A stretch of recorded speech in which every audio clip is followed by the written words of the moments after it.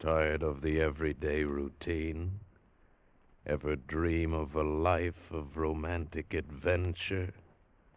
Want to get away from it all? We offer you Escape! Escape, designed to free you from the four walls of today for a half hour of high adventure. Tonight, we escape to a lonely lighthouse off the steaming jungle coast of French Guiana and a nightmare world of terror and violence as we bring you again, in response to hundreds of requests, Three Skeleton Key, starring Vincent Price.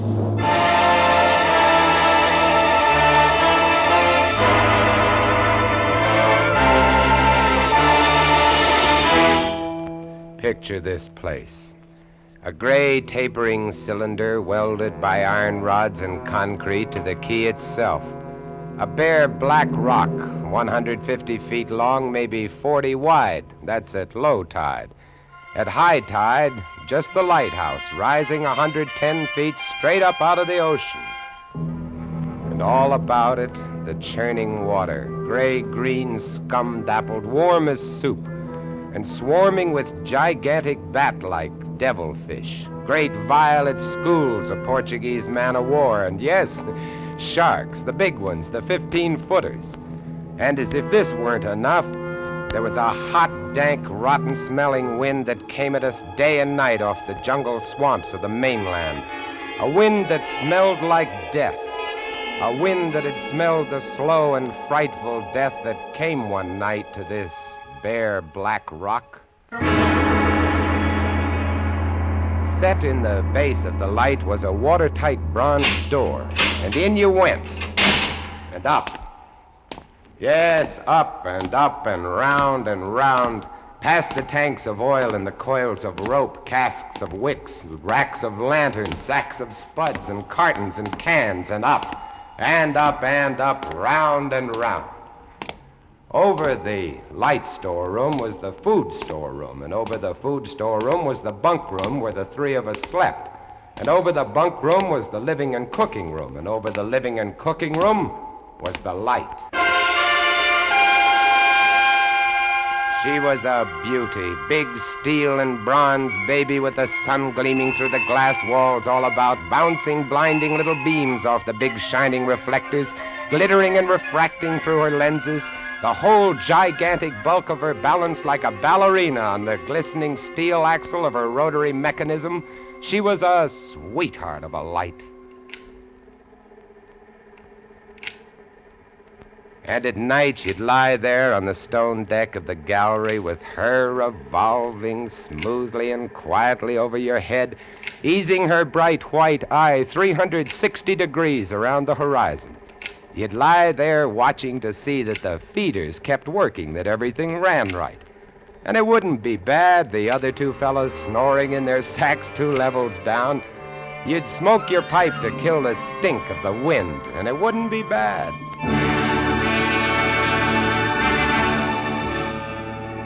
About those other two, Louis and Auguste.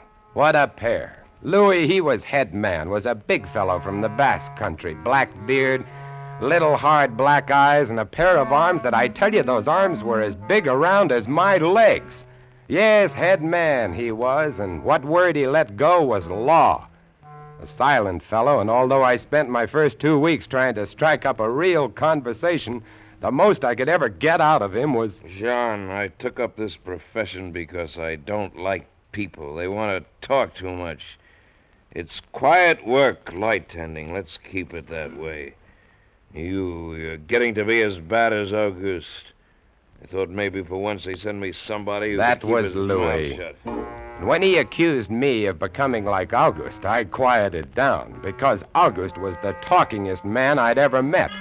The talkingest and the ugliest. He was hunchbacked, stood 4 feet high, had red hair and big blue eyes. It seems he'd been an actor in Paris. Yes, indeed. Played in over 200 different productions, dear boy, at the Grand Guignol. Oh, but it was monstrous horrible, the way we used to scare the audiences. I was hated. Yes, they used to throw things and hiss and bare their teeth at me. Finally, it got too bad. I couldn't stand it any longer. I gave up the theater. My nerves, you understand. Yes, gave it up completely. I really did. Couldn't stand it any longer.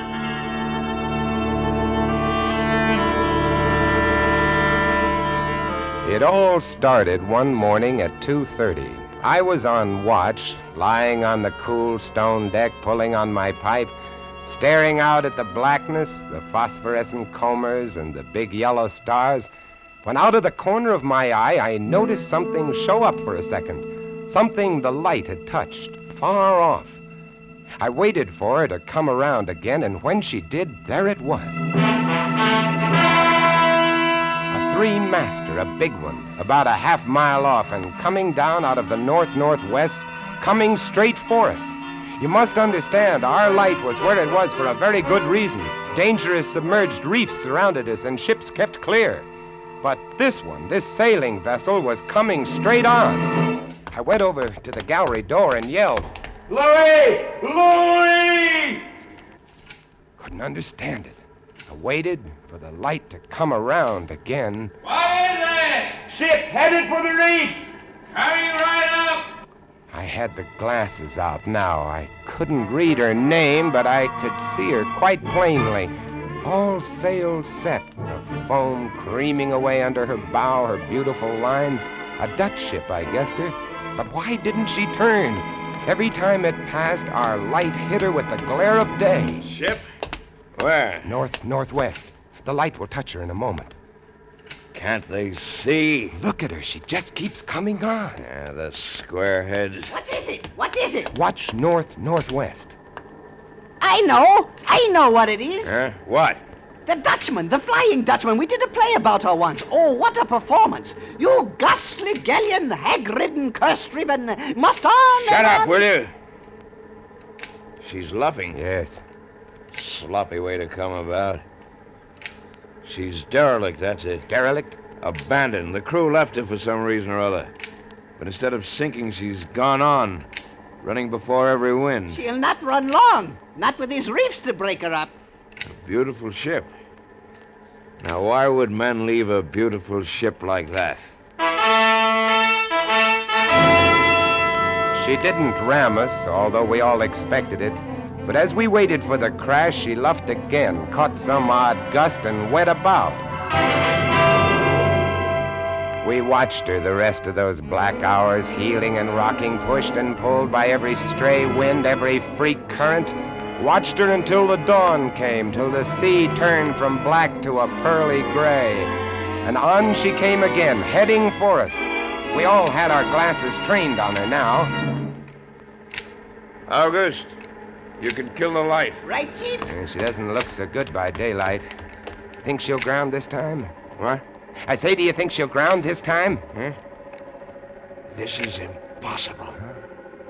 Absolutely impossible. What? Here, take my glasses. They're better than yours. All right. And what is it you're... I had to focus, and then my breath froze in my throat. The decks were swarming with a dark brown carpet that looked like a gigantic fungus, but undulating. And on the masts and yards, the guys and all were hundreds, no thousands, I don't know, an endless number of enormous rats. See them? Yes, I see them. Now we know why she's derelict. Yes, now we know. What are you two doing? Here, give me a look. Yes, give him the glasses. Take a good look, chatterbox. Give you something to talk about. She's still heading for us. Yes. She's going to turn. She'd better turn soon. Suppose she doesn't. You mean suppose she piles up on the quay? It's low tide. Yes. Yes, it is. Where's all the conversation, August, huh? Here, want the glasses again? Want another look? No. She's still coming on. Go away!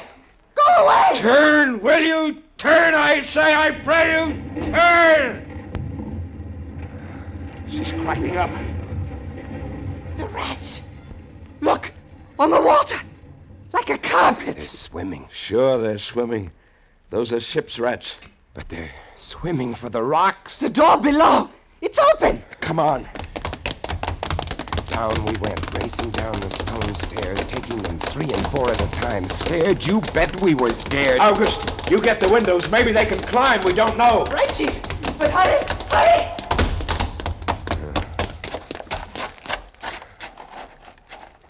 Look. See them? No. Oh, yes, I do. Up at the other end of the rock. Look at them. Millions.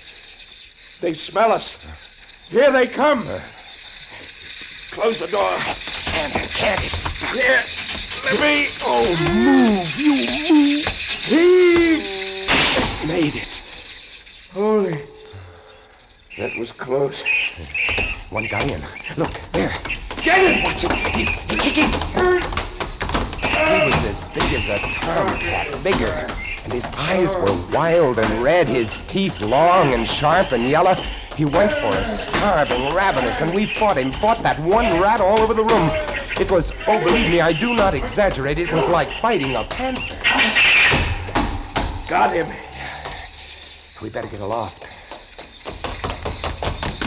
As we ran up the winding staircase, we passed the tiny windows of the various levels, and at every one was a thick, wriggling, screaming curtain of brown fur. I was ahead of Louis, and I dreaded each successive level. Suppose they had found a way in. Look at them!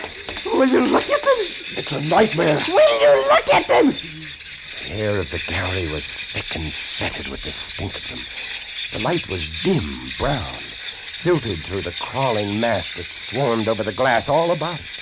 We could not see the sky. Nothing but them. Their red eyes, their claws, their wriggling, hairy snouts, and their teeth. The rats. They screamed and howled and threw themselves against the glass. They were starving. And we 3, we stood very quietly. Oh, very quietly in the center of the glass room under our beautiful light. And we waited. What can we do? What can we do, Chief? Take it easy, old man. Take it easy. I just can't. It won't do any good to stand here and shake. That's right. Anybody want a cigarette? Yes, I'll have one, thank you. Good boy. We've got to keep calm about this thing. Here's a light. They don't like the fire, do they? Guess not. Give me another match. You don't like that much, do you, I say? Don't rile them, August. Give me some more matches. I'll strike them and strike them and strike them until they get scared and go away. They won't go away. Not until... Finish it, Chief. Not until what? Not until they've been fed.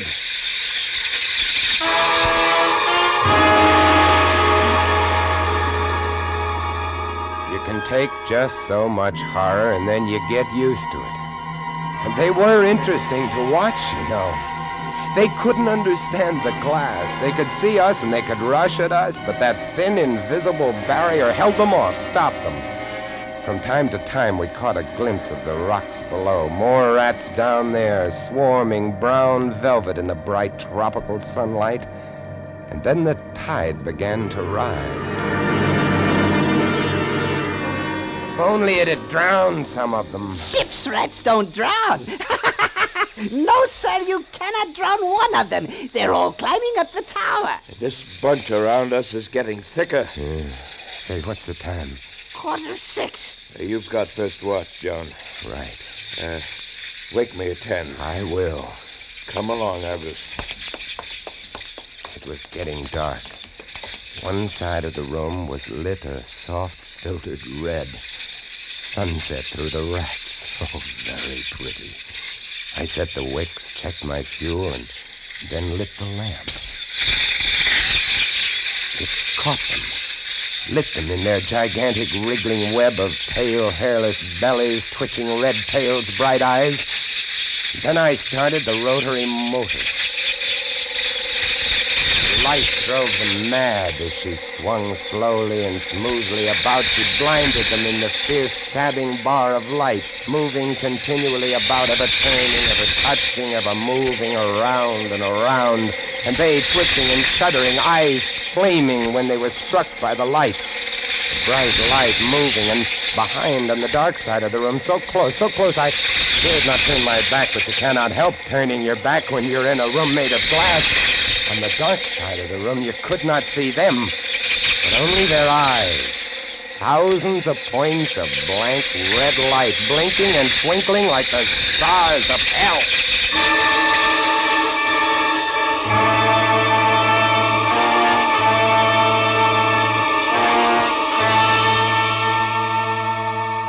Louis relieved me at 10, but I didn't get much sleep that night, and when I came up into the gallery early next morning, there stood August, his back to me. He was bowing to the rats, waving his arms and making a speech. I am going to play once again that magnificent role which made me the toast of the Paris theater. Prelate, the evil genius of the medieval underworld. I am he who did guide the dark soul of the Marechal into the nether paths. Do not be frightened, little children. I will not hurt you. I stood staring at him, horror-struck, but he didn't notice me. The man had gone mad. He kept turning, telling his stories to all the rats, leaving no one out. August! Ah, another one. A latecomer. Take a seat on the aisle, dear patron. August, move stop over it, there. stop it. Let the gentleman be But seated. he didn't Come. He went on, bowing and scraping to the rats, his big blue eyes rolling and winking, his wild red hair waving about him. I grabbed him by the arms and slapped his face. He looked at me like a child, and then his face screwed up. He looked as though he were about to cry. Go below, go on. Oh, very well then. Later, my dear audience, later. Matinee today. Sure, he was crazy, but I guess we all were. A few hours later, he came back up and caught Louis and me teasing the rats. Yes, sounds horrible. It was fun. We could get right up against the glass and make faces at them. It drove them crazy. They would scratch away trying to get at our eyes. Louis was even cuter about it. He'd pull a piece of bread out of his pocket and press it against the glass. The rats would scramble into a solid ball, biting each other, clustering like grapes. From time to time, a whole knot of them would slip and fall 110 feet to the surf below. Look at the sharks! They're eating them. The sharks are our friends. Here, I'll get another bunch together. Here, my beauties. That's it. Pile up. Kill each other. There they go! Auguste joined in, too. Oh, very ingenious Auguste. He learned that if he spread-eagled himself against the glass, they'd bunch and bundle against his figure. Then he'd leap back. Look! My portrait in rats.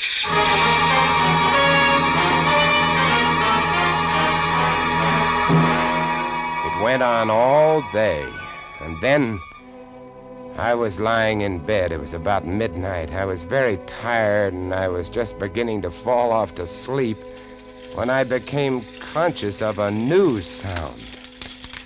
Couldn't figure it at first. I got up, lit the lamp, and went to the window. Even as I looked at it, I saw one of the panes begin to sag in. They had eaten the wood away.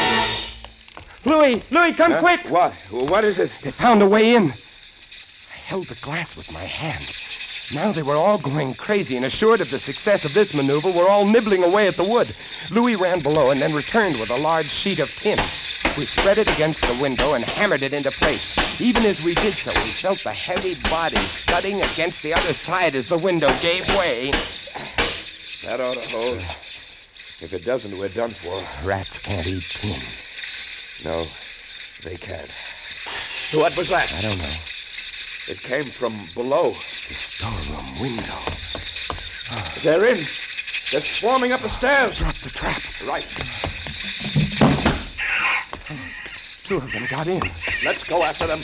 We didn't have to go after them. They came at us. I leaped to one side and grabbed a marlin spike, swung, and smashed one in midair. No! I whirled to see Louis with the other. It had ripped his hand open, and the blood was pouring all over the place. He held his hand aloft and kicked at the snarling rat. I stepped and swung and got him. My hand!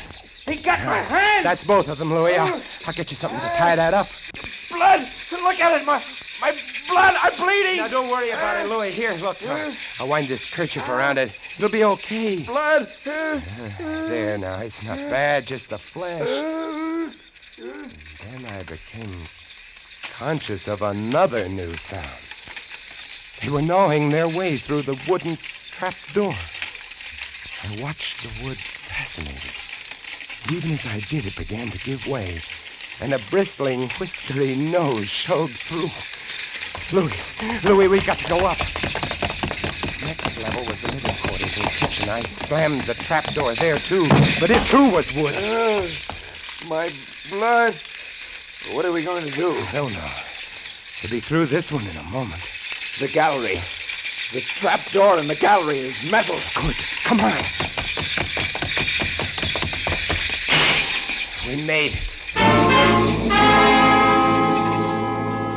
We lay across the trapdoor exhausted, while below us the rats took over the entire tower. I could hear them howling and fighting over our food supply, our water, our leather. And all about us, the others screamed and glared in at us, swayed in a tangled mass, hypnotized by the ever-turning light.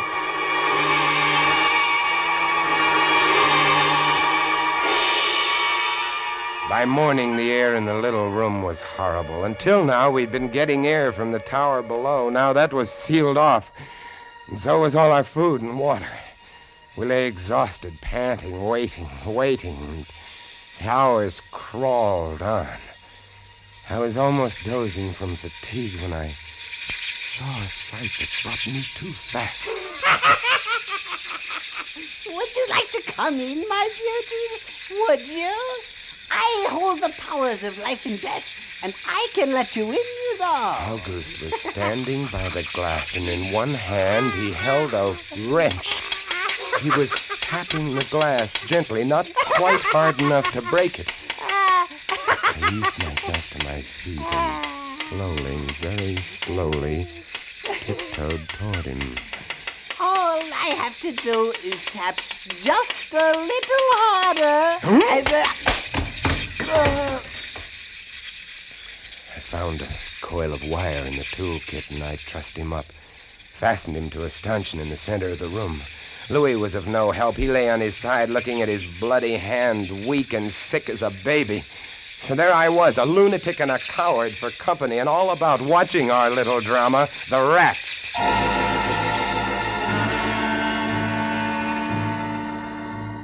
The day dragged by.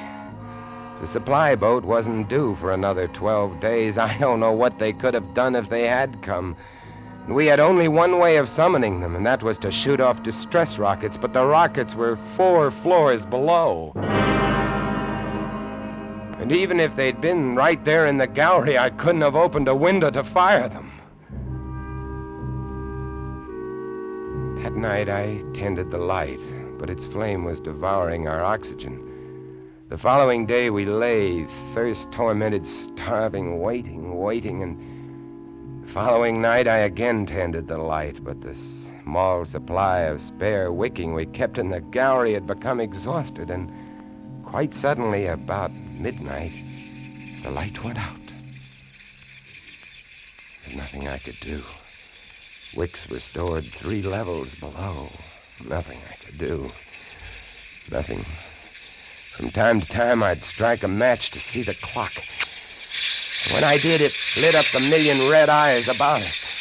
All about us. Watching. Waiting. Below, it had grown quiet. They'd cleaned us out, and now they, too, were waiting. All waiting. And then The rats, quite suddenly, were silent. And then I heard it.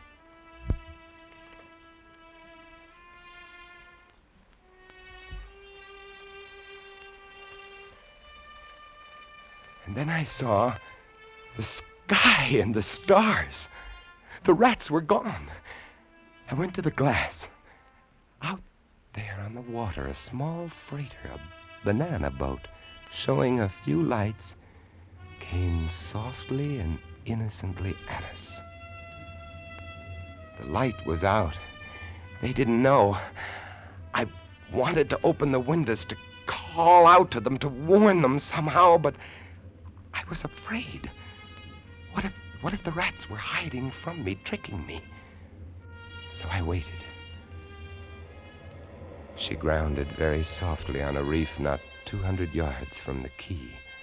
Grounded so gently that the man playing the cornet, was he a passenger or crewman off watch, didn't even stop playing. They tried washing her back off. I could have told them to save their fuel. The tide was rising, would have floated her free. And I waited.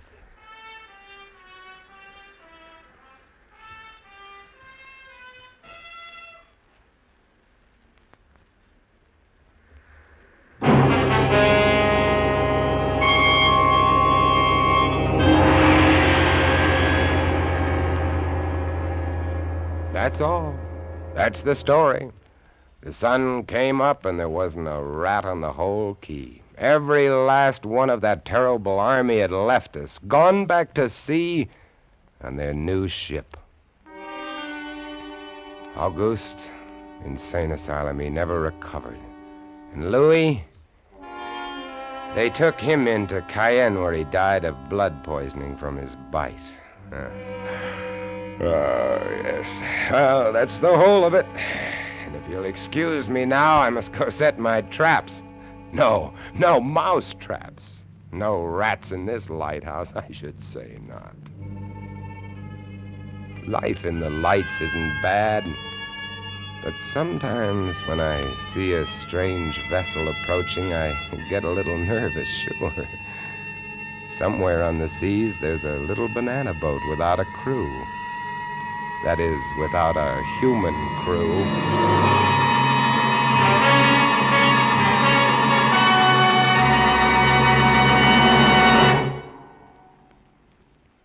Escape is produced and directed by William N. Robeson. Tonight we have presented Three Skeleton Key by George Tadouse, adapted for radio by James Poe and starring Vincent Price as Jean. Supporting Mr. Price were Harry Bartell as August and Jeff Corey as Louis.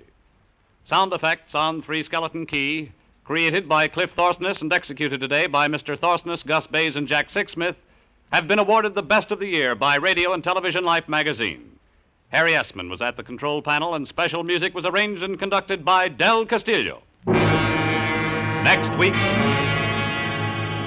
you are swimming for your life in the dangerous waters off the Florida Gulf Coast, about to be smashed by a launch carrying a vicious criminal who must kill you or die himself. And on shore, 500 yards away, the police are waiting to arrest you for murder, and there can be no escape. Next week, we escape with an exciting tale of temptation and death on the Gulf Coast of Florida, as John and Gwen Bagney tell it in Danger at Matagumba. Goodbye, then, until the same time next week, when once again we offer you Escape. A patch of weeds, a boxer's biography, and a mild, lukewarm bath. They're all clues that lead the police of Jackson, Michigan, to a killer in the gangbuster story on CBS this Saturday night. It's the case of the Double Push, to be heard on most of these same CBS stations this Saturday night. This is CBS, the Columbia Broadcasting System.